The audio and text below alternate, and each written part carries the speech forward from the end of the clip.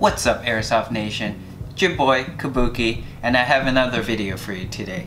Today I will be talking about my HI-CAPA and its wear and tear after about 1.5 years. I've ran about 10,000 plus BBs in the high 10,000s, low 20,000s. So I'm going to tear this down and show you my upgrades and show you the wear and tear on these upgraded items. Without further ado, let's get on with the show.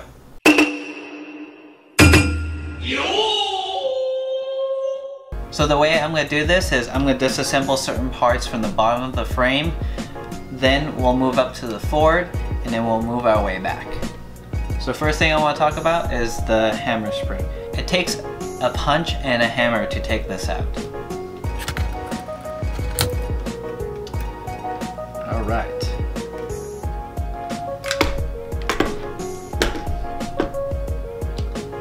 So here's the hammer spring. Be careful on removing this little pin in here. I'll take a picture of it because that thing is very easy to lose and it can spring out at any second. So as we can see right here, here's the hammer spring. It looks pretty new, like it's the same day as I got it. It's pretty strong still. I don't see any spring fatigue or any wear, and I'll post a picture of this close up.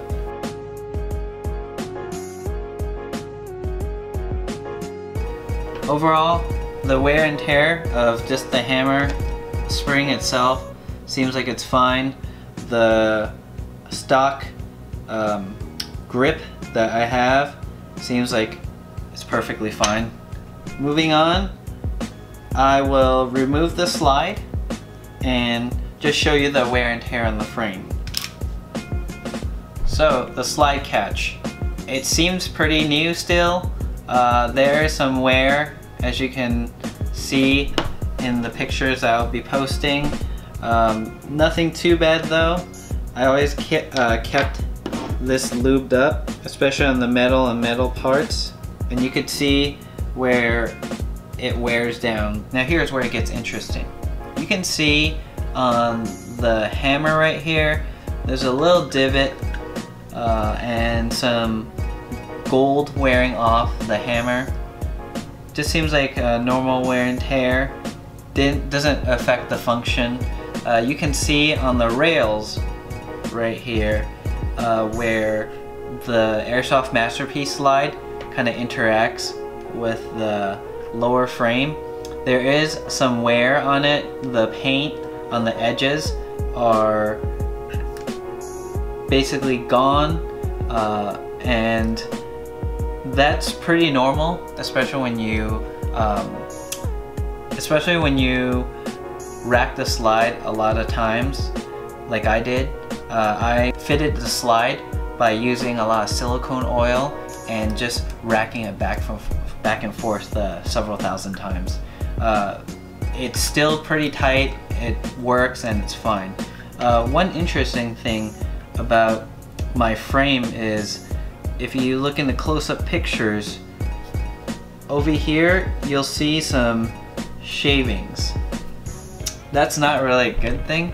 It was because I was using the stock recoil guide rod, and for some reason it kept just smashing onto the frame. So I just replaced that and pretty much stopped, but you can see where the damage it has been done.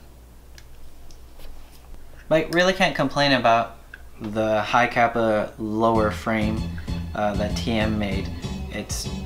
My safety still works, everything still functions as it should, except the slide catch, kind of, and I'll get back into that later. So the TLR1 HL looks pretty brand new with the exception of my ricochet lens, because the original lens was shot out. This thing still functions, and luckily the bulb itself did not get hit, so it's still functioning. Now you can see some wear and tear on the rails where I attach my TLR1. I kind of use this on different guns. For example, my SRM, my LCT SRM HPA. I have a Valkyrie one, PL2 on here right now, but I usually use my the TLR1. So I kind of switch it back and forth usually. Now moving forward, I have a Cow threaded barrel. It's just a standard threaded barrel. Nothing really special about it, except that I can put a tracer unit on there. As you can see, it has a dull gold finish, and it doesn't seem like it has a lot of wear at all. It looks pretty new, and I'll take a close-up picture of this. The threads itself are in excellent shape, and even though I say it's nothing special, I still highly recommend this because it's pretty affordable, and if you definitely want to run a tracer, this would be something I would do, or this would be something I would buy. Next thing we can talk about is the Cow Trinity front sight. It functions well. The fiber optic's still pretty clear. I did lose the little small screws up here, so I ended up Loctiting it, and it seems to be holding up. It looks like it got shot actually up in the front. I'll show a close-up picture.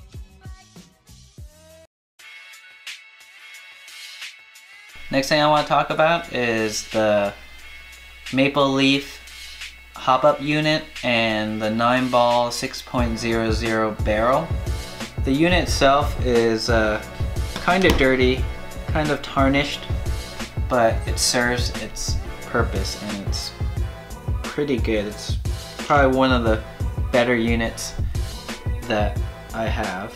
The 9-ball 6.00 barrel works very well.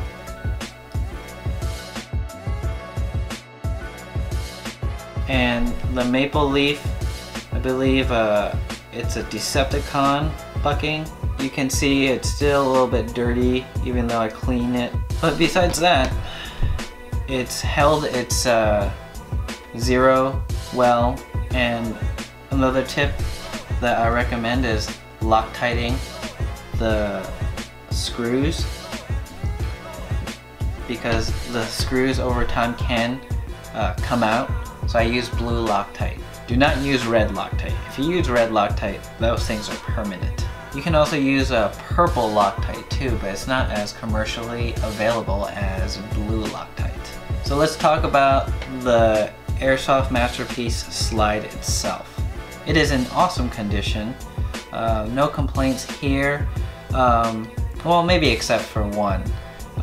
So my slide catch here does not seem to want to catch on the notch anymore, because the Airsoft Masterpiece slide seems like it's pretty soft aluminum, and it has gave way.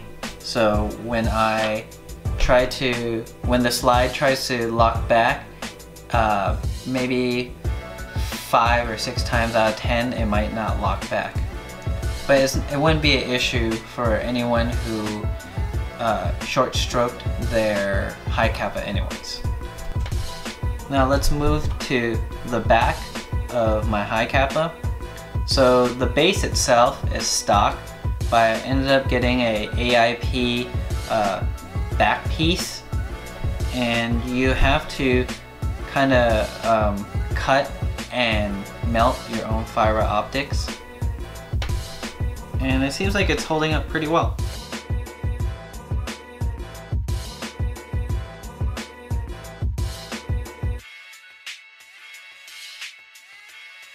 Let's move on to the blowback housing and the nozzle.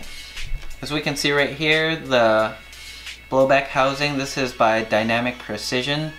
It's okay.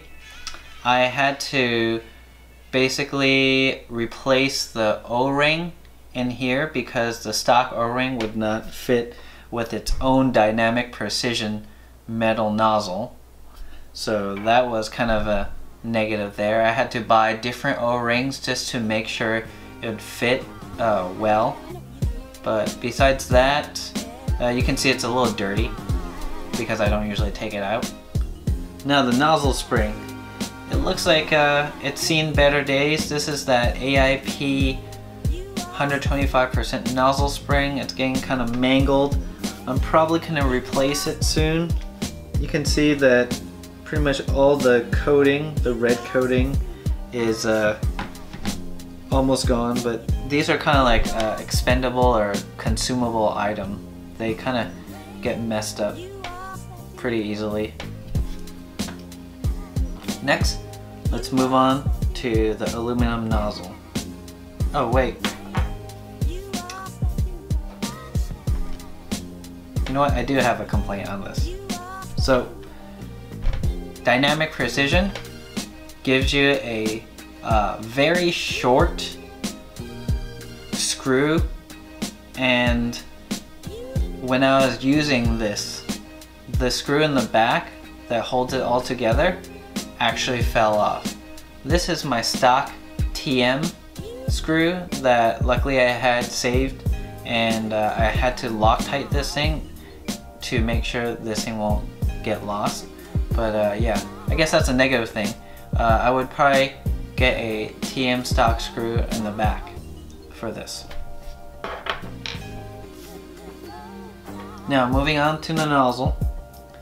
Nozzle is made of aluminum, and a lot of people say that the aluminum nozzles are not good because it could smash into your hop up, and if it's metal on metal, that's bad news. I've had good success with it. Haven't really had any jams or anything. Besides it being kind of dirty, there hasn't been much wear on it, so that's a plus. I did have one more thing that I'd like to review, and this was the Airsoft Gateway Delirium, all Delirium, that's discontinued now, I think, guide plug. It is super smooth on my HI-CAPA, and I have no complaints with it, and it's a shame that they discontinued it, but I think they have better ones now, or cheaper, or more cost effective for them to make. They have like the SCS speed one, I think. I don't remember the name, but I'll plug it into the description for the updated one for you. Let's talk about the AIP recoil spring, the 125%. No complaints. Its coils are still tight and there's no spring fatigue. Another thing I got was a AIP recoil guide rod. You can see it's two different colors because my dumbass did not Loctite this thing, so the gold piece shot out. So luckily I had a backup purple one, and I Loctited this together, and now it's gold and purple. I can see just a slight wear on this, but it's just cosmetic. Now I did short stroke this thing by just about one hard washer and one soft washer by UAC, and the hard washer seems like it's fine, but the soft washer seems like there's a bit of wear and tear on this. And as you can see when I squeeze this thing, oh yeah, it's just completely ripped. Now that's a complete disassembly of my Airsoft HI-CAPA. I want to talk about the mags too. I have a WE long 50 rounder one, and these close-up pictures, you can see that the paint has worn off, but it still functions fine. It still feeds fine, and it's very easy maintenance. My other TM ones, you can see on the silver ones, which I use less, you can see there's some wear on the finish, but it looks pretty brand new. The only one that has a slight damage is the black one. There is some paint wear, and the HPA adapter is slightly bent because I dropped this about once or twice. Usually when I play and I load up my HI-CAPA, I usually go with the 50 rounder first. After that is expended, I go to my TM black mag, and then I go across to my silvers. Each and every one of these HPA adapters, I put Teflon tape or plumber's tape on it just to ensure a good seal.